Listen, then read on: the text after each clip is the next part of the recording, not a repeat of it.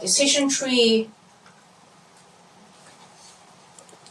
and random forest. So for Wednesday, I'm going to cover XGBoost and gradient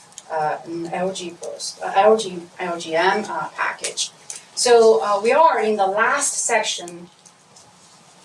We're in the last section of classification, and this is a very interesting group of predictive models, which it's very important in all the different kinds of competition platforms.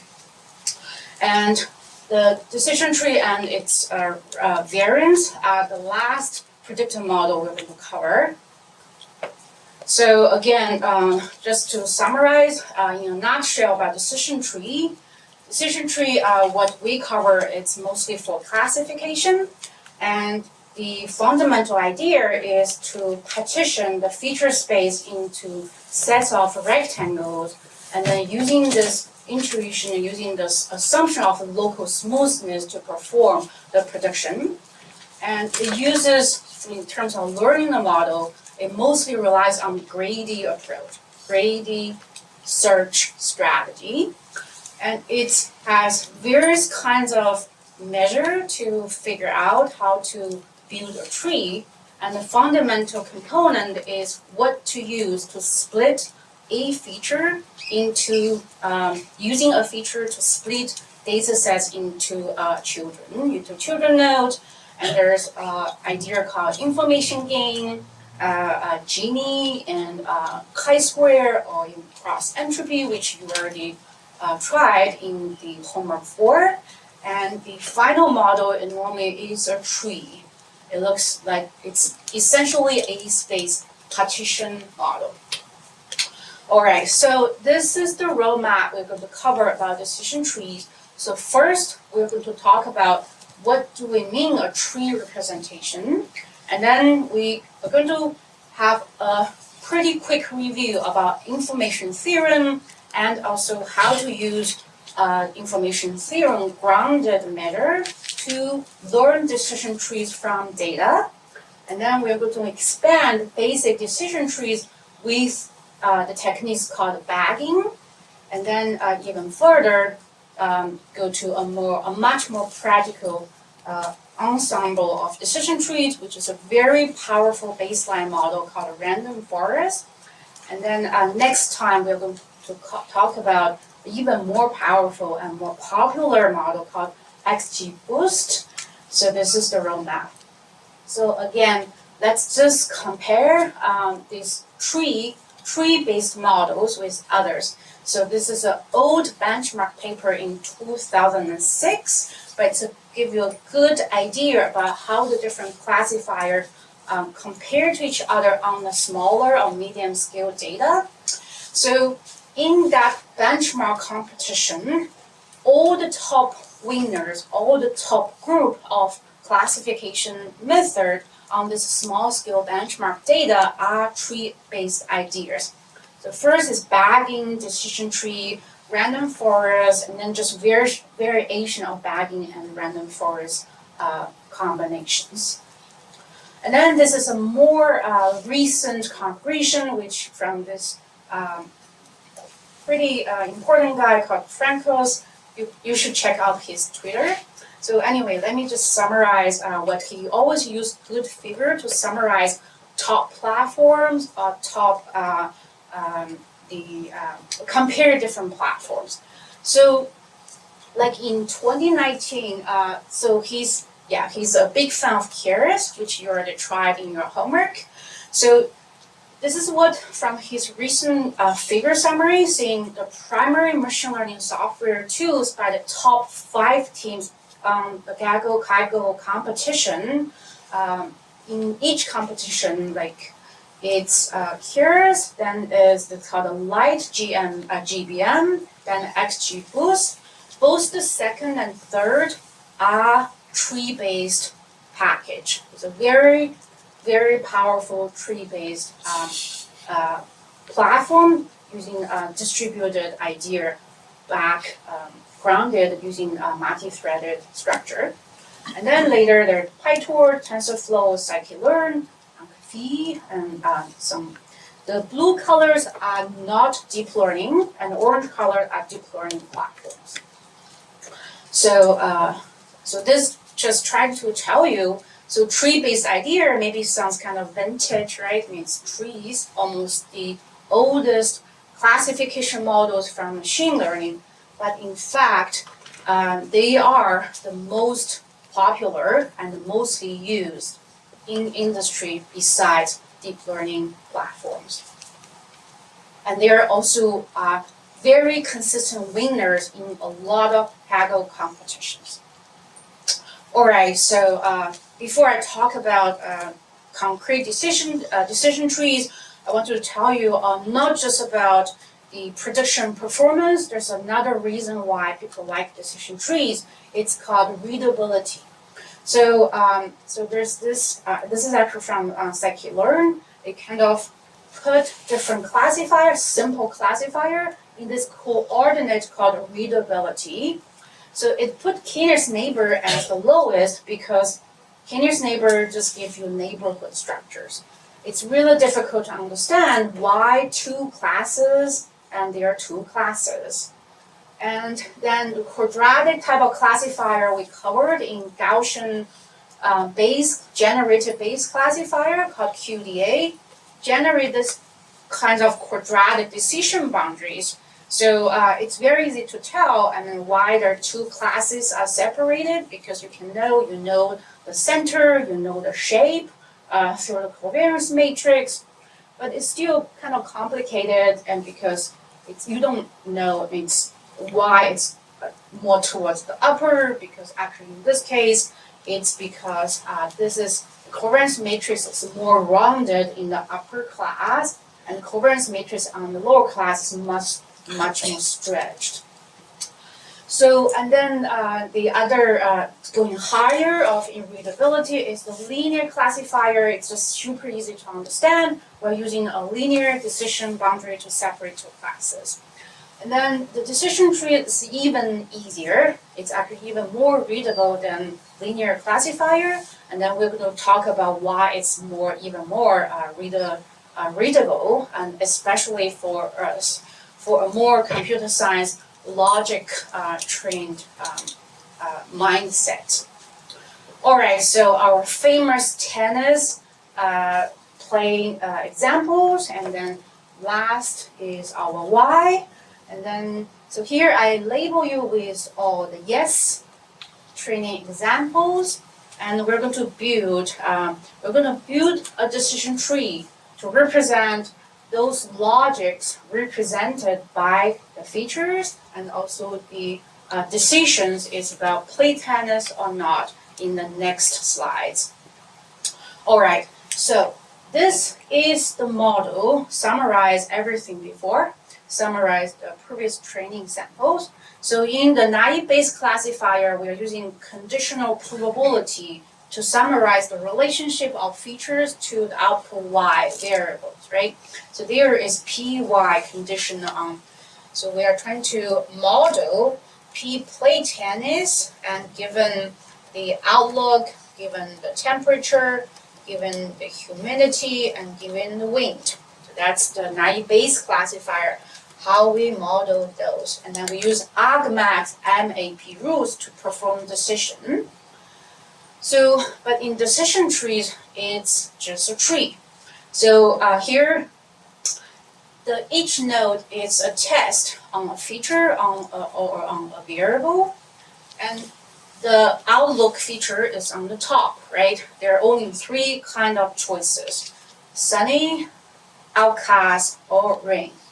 If you pick the outcast, and it's just give you a completely determined decision, which is yes. So let's come back to see this figure. Play tennis, and those are the yes entries, the yes samples. Let's check out outlook equals to, for all these 5 cases, 4 cases, if they're all this outcast, all the outlook variable is the overcast. So that's the reason why we got this branch. If the outlook is it's overcast, it's very determined. It determines we're going to reach a decision, which means yes. So we normally write so in this decision node, we normally will write how many positive samples are here, how many negative samples here. What I meant positive versus negative is my Y decision. So in this case, I have if the outlook equals to overcast, there are totally 3 years and 0 no, right? Because let's look at the outlook equals to overcast. There's no other cases overcast corresponded to no, right? So whenever outlook equals to overcast, the plate tenderness equals to yes. So this means when the outlook equals to overcast, I got yes decisions, and then that represented as 4 positive and 0 negative from my data. So this is how I normally see, I know the distribution of that yes decision is supported by 4 positive training samples and 0 negative training samples. Question about this, and this is very important.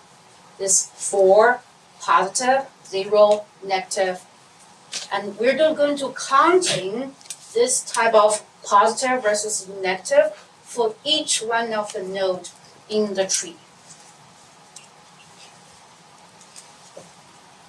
Okay, because this is fully 4 positive, 0 negative, that's why this is a yes node.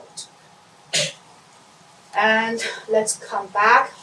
You can do performing this again and again for each node and writing out the numbers of positive and negative for each of the node there. So for example, the top node outlook, essentially, if you still remember when we did this counting, this node represents all the training samples, right? So how many positive here, how many negative here? If you still remember the table I shared. 4 positive, oh actually no. 1, actually 9 positive, 5 negative. Yeah, 1, 2, 3, 4, 5.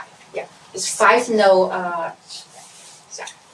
So this is 5 negative, 9 positive. So you write this like this, that's my top node. And then after each split, this goes to 4, 0, and this goes to, yeah, I need to do all the contents, but let's see the next page I did. So 14, which is 9, 5, and then this has 5, and this got split into further. This goes to 0, positive, 3, minus, and this goes to 2, positive, 0, minus, and this is 4, 0, and yeah, you can do the same counting. You can perform this positive, negative on each node on this tree. And the whole reason why we get this tree is actually depends on this positive versus negative numbers. Alright, so this is a summary of the tree and how my training data actually can be represented by the tree. Yeah, question about this. And all those nodes are pure, which means either positive 0 or negative 0, those are the decision nodes. Those are the leaf nodes. Okay, so this is really intuitive, right? And completely intuitive and readable. So from this angle, we can see, and this type of model is easier to read and easier to understand why some got predicted as positive, some got predicted as negative. And then how do you use the model? So when you have a new test sample, it's really easy. you just go down the tree according to the feature values of that test sample. So in this case, it's a sample with outlook equals to rain and windy equals to false. And then your outlook is the rain, go to the right, rain go to the, and then you got the windy node, and wind equal to false, you go to the right, and this gives you a decision yes. It's really simple, and also it gives you actually the path that you take, the decision steps that you take to arrive at the decision.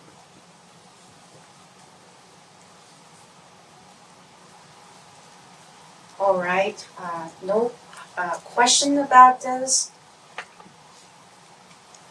Okay.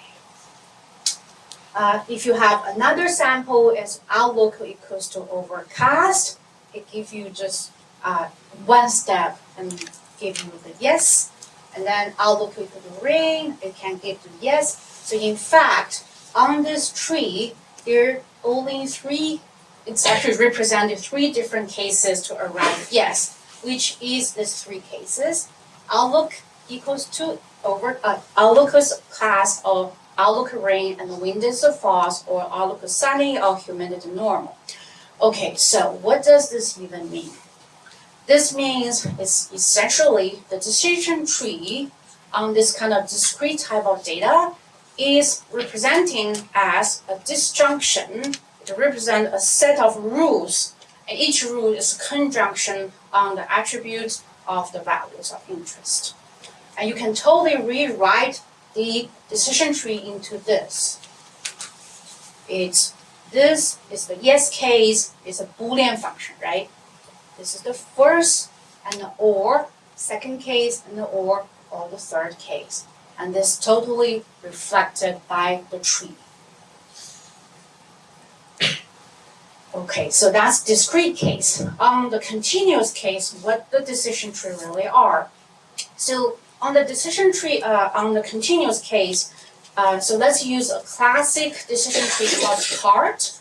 And CART essentially just, for the first, it's still a tree. So just give you an example tree. On the top level, it uses a threshold point separate the space into 2. So that's essentially here, x1, t1 separate into smaller than t1 or larger than t1. So that's my first top level node, what it did. And then on the left, using x2, so on the left it's using the second feature, and it's equivalent to, and separate this rectangle into 2 rectangles, upper R2 and lower R1 region. So this is essentially the left branch of the x1 of the root node. When x1 smaller than the t1, it's separated into further by the x2. And then on the right branch, you can continue to separate using x1, using t3, another threshold. And then you just separate further using the actual x2, using a t4. So in the end, it's equivalent to segment the whole 2-dimensional space. In this case, there are only 2 variables, right? It separates 2-dimensional space into sets of rectangles. And you can represent, so each rectangle share the same prediction. And then that's exactly the surface map this is trying to represent. So this is the R2. Yeah, I think that's R2. And this is the R4, and they share the same prediction values. This is more a regression formulation. And then the middle is the R3, and then R1 and R2.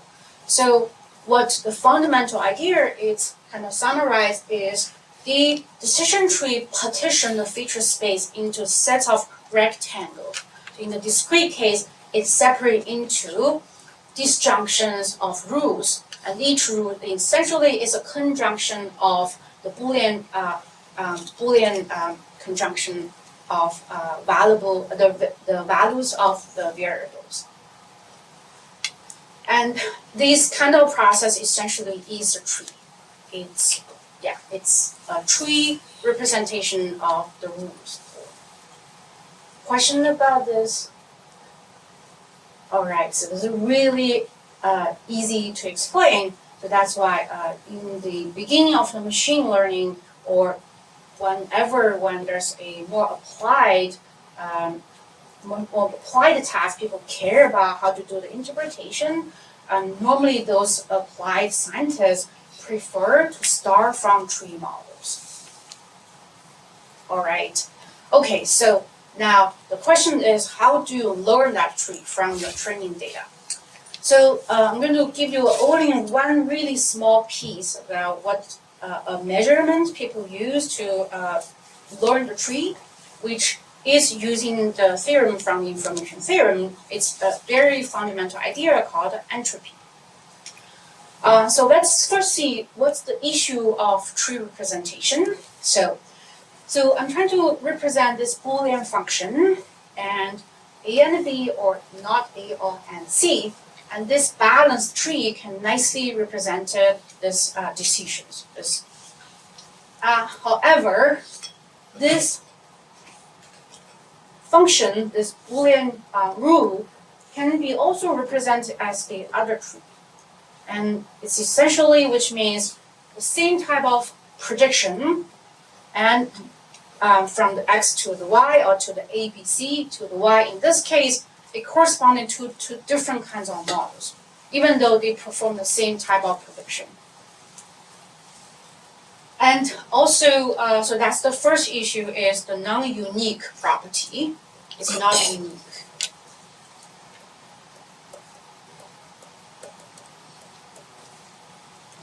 And the other is, so the how do you split, right? So let's just first see what is a bad split. So like we just did this exercise, we try to write on each node the positive and negative ratio the count representations. If we figure out, or we just come out some kind of plan, and every node, it gives me almost uniform distribution of the positive class and negative class. And it don't matter to where, and this tree, I just can't make a decision at all. And this is a bad split, which means why this is a bad split is because for every node, they're all give me this extremely uncertain information. What do I even mean extremely uncertain is all the distribution here of y and y positive and y negative are random. It's purely uniform. It's equivalent. Yes class and no class are equally likely on the node, which means we don't like this type of split node. We like the node is what? The node we prefer is those nodes are very unbalanced. Instead of being so balanced, we like the node to be really, really unbalanced, which means almost every node can give me almost always yes or always no. And those are the type of nodes we can call later is a pure node. Here is unpure node. We don't like unpure node. So how do you represent a node is pure versus unpure? So this is give you an example, like for our famous tennis classification. If we use each of the features to split as the top node, these give me the first split is 6, 2, 3, 3, and this actually give me for each of those you can just count, right? This is like 5, 4. And this is like 6, 1, and so on and so forth. And you can actually tell this one, just from the intuitive feelings, this one is better. Just intuitively, this immediately create a node. It's already absolutely certain. All the other splits, they all have some kind of uncertainty involved in each of the children node. Okay, so this is our intuition. We want to reduce the amount of uncertainty. That's the whole intuition behind the decision trees. So to be able to figure out how to reduce uncertainty, let's first look how do you represent the amount of uncertainty first. So this just give you example is there are different kinds of probability distributions, right? And they are representing different amount of uncertainty. So let's think about roll a die. It's just observe the outcome of a rolling die, or observe the outcome of flipping a coin. Let's see the next. So in the end, so there's a famous definition called information. Oh, sure. I had a question of previous slide. Sure. So how do you define this means bad split, in which the height of the tree is more, or means what kind? So for now, it just means my node is so uncertain. So I try to figure out a split can reach the very certain nodes, decision nodes, as quickly as I can. That's my current intuition. I want to be certain as quickly as I can. So the question, did I answer your question? So the depths of the tree, all those are later. So let's just first figure out even just the first node split. How do you pick that node to split? All right. So again, we need to be able to represent the amount of uncertainty of a random variable in this case. So there's a very important definition called information, which is the minus log 2 px. So first, to understand this function, let's see what is log 2x. So this is just simplest function, right? Then what is minus log 2 px? Do I just flip it? Do a symmetric flip? What is minus log 2 px? What is the function for ix? What do function ix look like?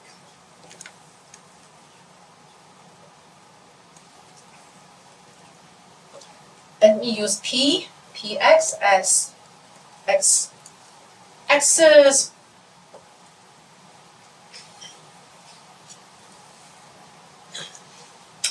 So, in fact, because of the axiom of px, it's bounded by 0, 1, right? What is minus log 2 px, it really looks just like this. It's a little bit difficult for me to write, to draw that, but just hugely. So as your p becomes smaller and smaller, the information got huge, got larger and larger. The intuition is, if the probability of an event happening is small, and it happens, that means the information is large. So that's the basic intuition.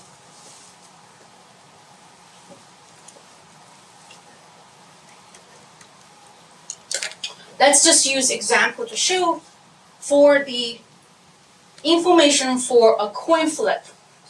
And the coin flip is totally uniform distributed. The I is equivalent to minus log 2, 1 over 2, right, because it's uniform distributed. And the amount of information is 1. If for another event, another probability event is the roll the dice, which is also uniform distributed, the amount of information to observe one of the maybe 3 is I equals minus log 2, 1 over 6, which is 2.58, which means the information you observe for this 3, it's larger than the information you observe with a tail. Okay, so question about this?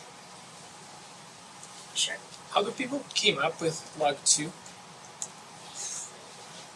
It's Maybe actually bits.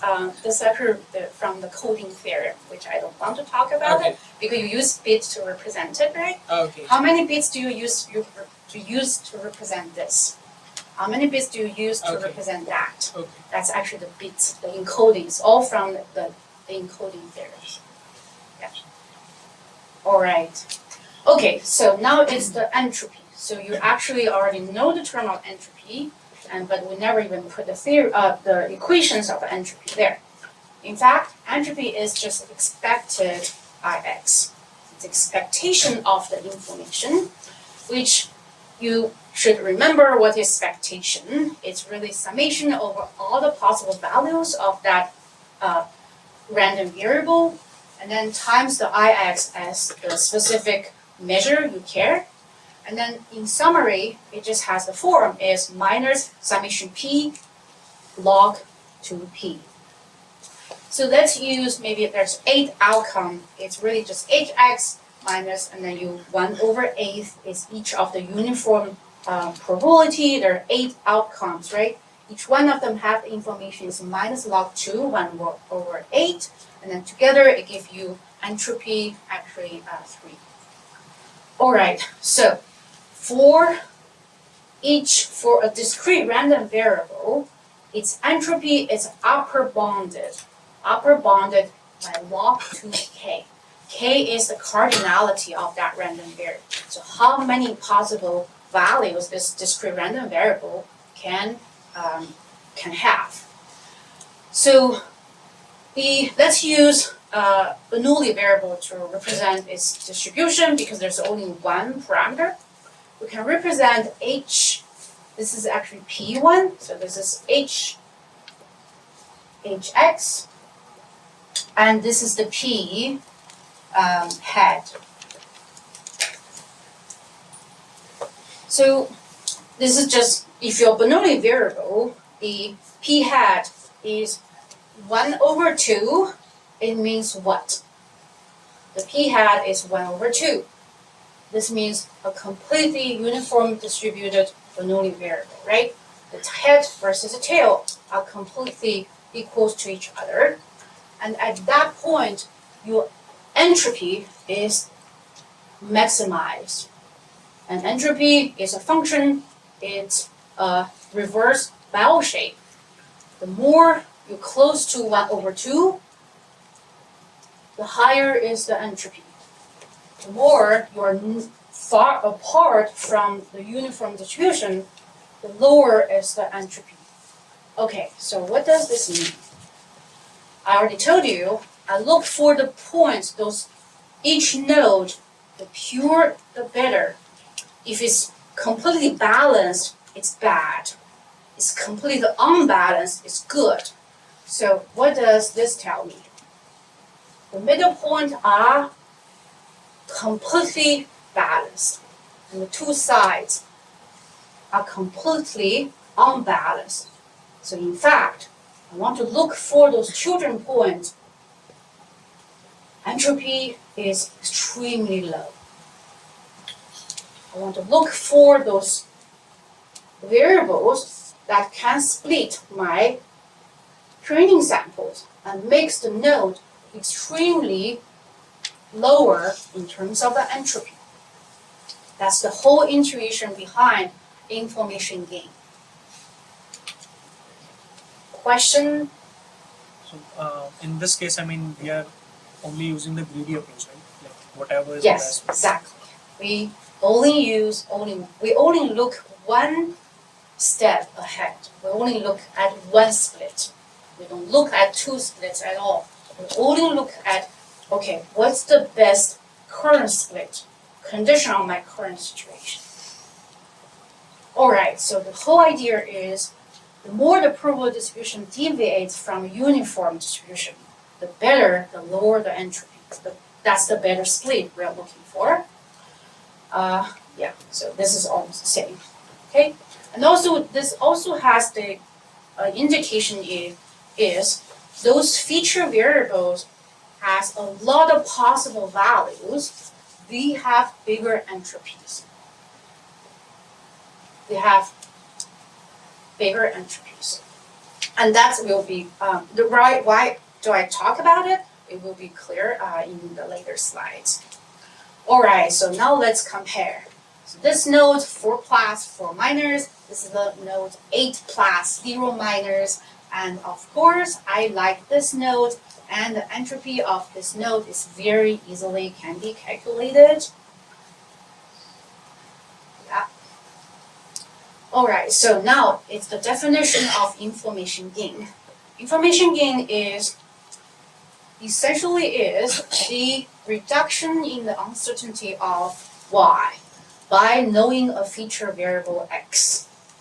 And it's calculated as entropy of parent minus the average entropy of all the children nodes.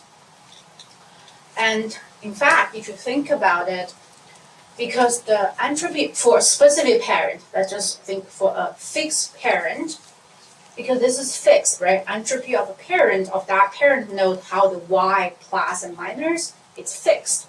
So this is a fixed value. And here is the lower, the better. So the average entropy of children, I want to pick the feature with large information gain, which means which smaller average entropy, right? The smaller the better, which means on average, the lower the better, the more pure the children knows. So I prefer average entropy of all the children nodes together to be smaller. Smaller the better. Again, what does entropy smaller mean? Entropy smaller means here and there. And on the two sides, not uniform distributed. Okay, so people just use information gain, higher information gain, and then pick that variable. So then how do you pick it? So essentially you just do this. You calculate information gain of the x1 variable after split with my y, and information gain of the x2 variable with the y, and information gain of the xm variable with the y. So it's exactly hy minus hy condition on different x. Whichever is the largest, that's the x you pick to split. Question about this? Sure.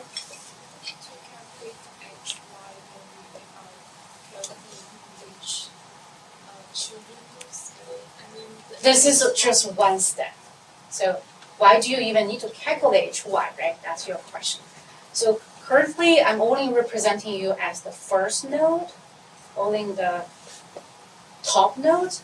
But when you split later, you actually, they're actually here.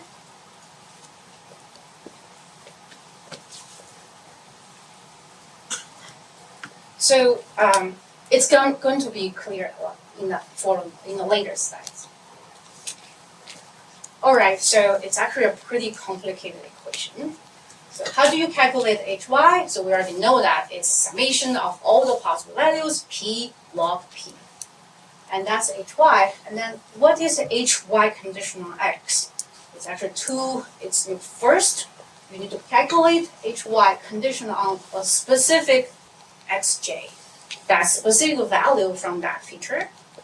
And then you use this p log p.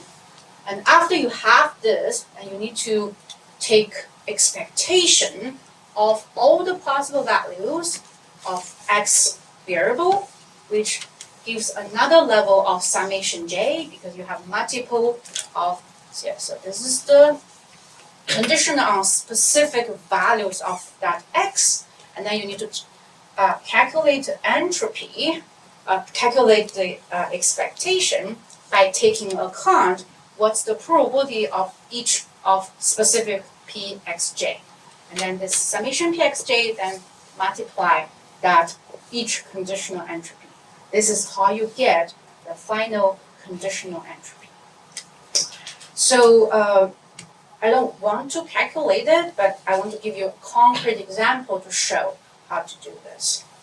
So again, so this is the training data we're given. So how do I pick from x1 or x2? So first of all, I need to write the nodes, right? So this is my root node, and the root node should tell me the basic proportion of positive and negative. So what's the y portion in this root node?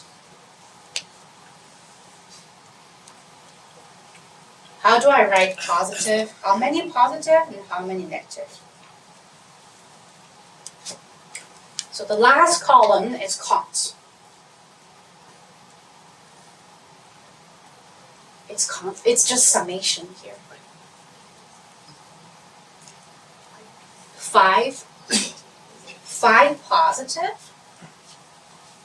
Yeah, it's 2 plus 2 plus 1, right? 5 positive, 5 negative. Okay, so this is the root node. If I use x1 to split, what do I get? If I use x1 to split, true or false, and then what type of node do I get? If I'm doing x1, it gives you, so this is the true, right? It gives you, give me 4, 0, right? 4 positive, 0 negative. And if for the not, it gives me 5, 1 positive, 5 negative. Okay, let's do the x2. Easy, so easy, right?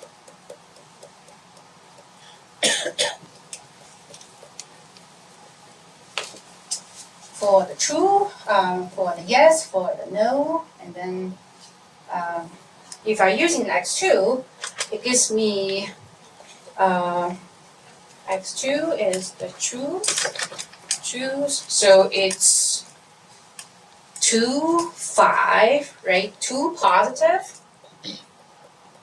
5 negative, and then if not, if x is false, what I get is 2 positive, 3 positive, 0 negative. Okay, so no calculation. Which one should I pick? Based on the intuition we just learned, which one should we pick? Which tree? Yes, very clearly. X1, right? Because you see the 4, 0 versus 3, 0. This is much more certain. 5, 1 versus 5, 2. This is much more certain. And intuitively, we pick x1. And this is your intuition, right? And then how to do the calculation. So, let me just do a simple calculation. Really simple. All right, so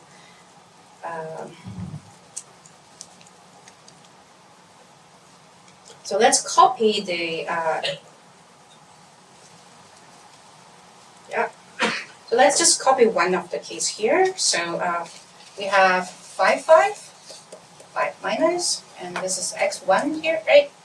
Go to the truth, go to the false, and then go to the truth. We got 4 plus and 0 minus.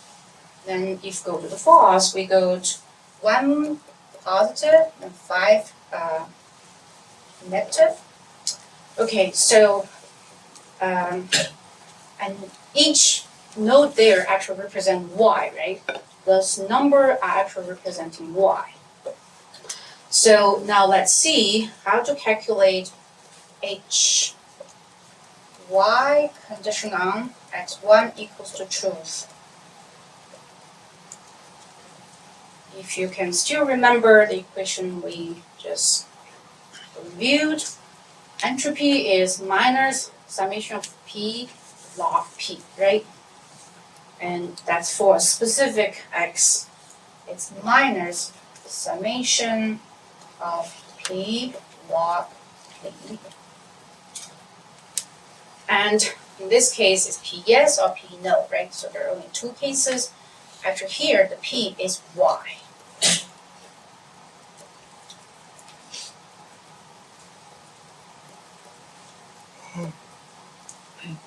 Y equals to yes, condition on x1 equals to true, and then log P Y equals to class, condition on, actually no class, it should be, there are actually two cases. It should be like this. X1 equals to true,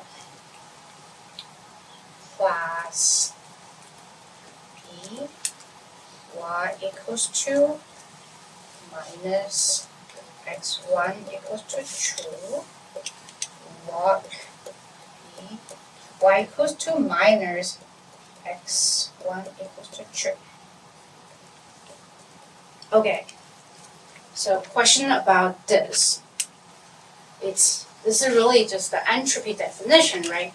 To loop over all the possible values of the variable you're interested in. This case is Py, conditional on a specific x, condition on x1 equals to true, and then you just do P log P and loop over all the cases of that y.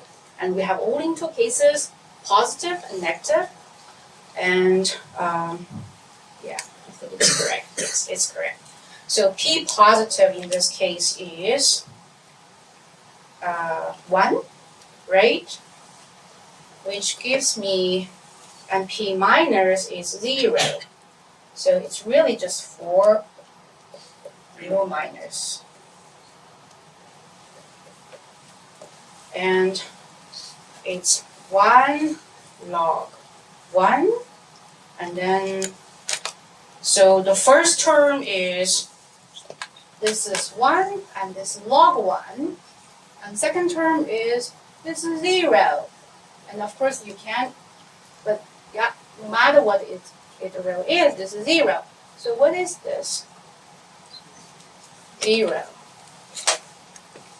Yeah, of course, right, because this is a pure node. The more pure, because it's on two sides of that bell-shaped function, this gives me 0 entropy. And you can also do the same thing for the 1 and 1 plus and 5 minus. I'm not going to do it, which is pretty easy. And then you just do, so this is the HY condition on x1 equals to true, which is the 0. And this is the other 5 plus and y minus. And then the y condition x1 equals to true happens how many times? It's really about how many times the probability of x1 equals to true, right? The probability of x1 equals to true is 4 over 10. Then 4 over 10 over that entropy you just calculated. 6 over 10 is the other size you just calculated, which is, this is 4 over 10, and this is 6 over 10. This side is 4 over 10, and this side is 6 over 10. That's the reach proportion of how many points it equals, how many points x1 equals to true, how many samples x1 equals to false. And this is that portion, because this is expectation, right? So you have to multiply the entropy condition on truth times the probability of x1 equal to truth in the whole portion. That's how you get the final conditional entropy. And this is exactly how you calculate information gain. You just do hy minus the hy condition on x, and then that's it. In fact, after this, you can implement decision tree, a simplest decision tree, very easily. It's actually very simple, right? For the discrete case. It's just a lot of counting plus the simple equation of expectation of entropy calculation. Okay, question about this? Yeah, all right. So will be a homework. You perform this calculation, hopefully to let you get a more concrete idea how to do this. And it's actually very easy to implement this through programming. All right, so so this is exactly the HY part, and then the whole calculation essentially is just this subtree. So x1, 4/10 portion, false 6/10 portion, entropy of the children node, entropy of the children node, and then times the proportion of the left part of children, the right possibility of children. Together, you got that conditional entropy. And you can do the same thing on x2, and then you can perform. Then is for this specific is because there's only one possible split. It's from the root node, right? That's why you can just essentially only just compare the conditional entropy. But when you have many features, how to decide what's the next node even to split needs a lot of decision. Let's come back to this. So it's a little bit too much to come back. Yeah. Let's maybe later. There's more complex figure representing a more complex tree. So here there's only one level. So that's why you don't see this part as contributes much, but when so this is a summary. So let's actually maybe look at this. So after you split with the outlook, then how do you decide from here? Of course, this is an easier case because you have a certain node in the middle. And then how do you decide is from this node or this node to split? And then select what feature next. And at that time, you have to consider this node as the parent node, right? And then from this node, then you further split, consider other features to generate grandchildren nodes, right? And then how do you decide which children node, and then how to split the children node into grandchildren node? That's why the information gain has part of the HY, the H parent. In fact, it should be the H parent to be considered. Okay, questions? All right. Okay, so what's the caveat of decision trees? The number of possible values influence the information gain, which is exactly what we covered. Hx is upper bounded by log 2k. So that hy condition on whatever you reached so far, it's upper bounded. It's actually those hy conditional x, and it's maybe more easily. Let's do write this. It's log 2k. So it's kind of prefer the more possible values, the higher the gain, and the more likely is to form smaller but pure nodes. So it's always have a preference with those features has a lot of possible feature values. And then there are other purity measures, like not just the information gain. There's another very popular measure called Gini, and this has a very simple function. I hope you remember this function, p times 1 minus p. So what is the function form of this p minus times 1 minus p? Let's just do very simple case. Even there's just p, and then this p times 1 minus p. What does this function look like? this is simplest middle school or elementary school math, right? P times 1 minus P. P is the x-axis, and y is P times 1 minus P. It's like this shape, right? It's exactly, you can convert it as P minus 1 over 2 quadratic, and the center is the 1 over 2 position, and which gives you 1 over 2, upper bounded by 1 over 4, and which carry the same shape as the entropy function, right? So of course you can tell, so even though on the surface they look so different from the information gain or entropy definition, but in fact it has similar bell shape, the reverse bell shape form. And you can do the calculation pretty easily, but that's really simple to derive. Alright, so then the tree has an famous issue called overfitting, because it's very, very flexible. And there's also, so it's just very unstable, because whenever you have this high variance property, and then there's a disadvantage coming in, then is the instability. So it's hybrid model, small changes in training data will give you big changes of tree model. And it also has the hierarchy structure, which means if there's errors on the top node, it's easily propagated into the lower nodes.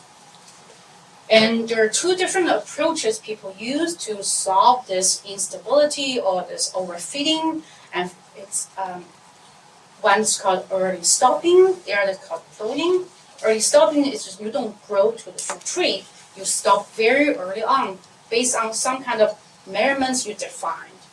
And the other type is you grow to the full tree, and then you backtrack, prune those edges that you can use validation data to realize they're not as important as some other branches of nodes.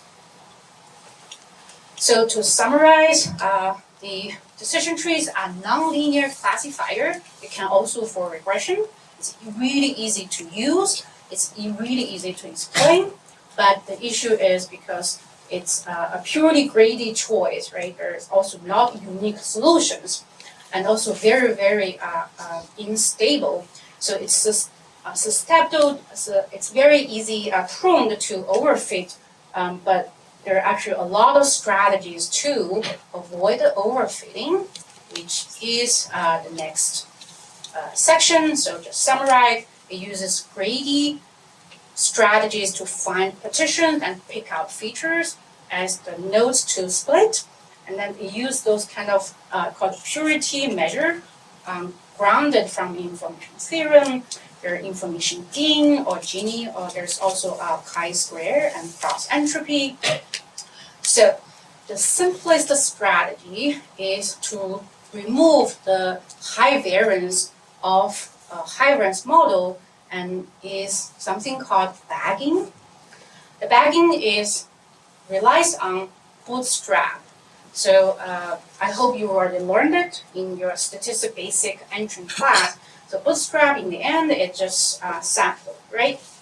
You sample from a set of training examples in our case, and use each sample to train a tree. And then you build a committee of different trees, and then together you make predictions by majority voting. So in instance, each tree casts a vote for the predicted class, and then you can grow like B trees based on B different bootstrap of your training samples. And it's a very classic technique for reducing the variance, the bootstrap. So the specific bootstrap used in the bagging is called bootstrap with replacement. So which means if I sample a point from the original training set, I got it from I sampled it in my bootstrap set, but then I'm going to put it back. And then I'm going to sample again. So which means I may get duplicate of a specific sample maybe twice or 3 times because I put it back and then I'm doing resample. So this is called bootstrap with replacement. Question about this? Bootstrap with replacement. And the whole point is I want to get my new training set as the same size as my original training set. So there's a you can calculate the variance, but I'm going to skip that. So bootstrap with replacement can keep the sampling size the same as the original size for every repeated sampling. The sample data groups are independent on each other. So it's not conditional, okay, because I put it back, right? So every time I'm sampling a specific, the chance I got a specific training sample, it doesn't rely on what I get in my previous sample, right? Because every time I'm facing exactly n training samples, I just random sample. All right. Then it's very easy. So for the first from that training set with n samples, you bootstrap got the first bootstrap 1, which has the size n, then you got the second bootstrap n, and then so on and so forth. You got b, different bootstrap repetitions from your training data. I should say not repetition, b bootstrap sampling from your training data. On each, you grow a tree. And then when there's a new testing data, you feed the data into each of the trees, and then you use the majority voting from all the B trees as the final decision. So this is called bagging trees.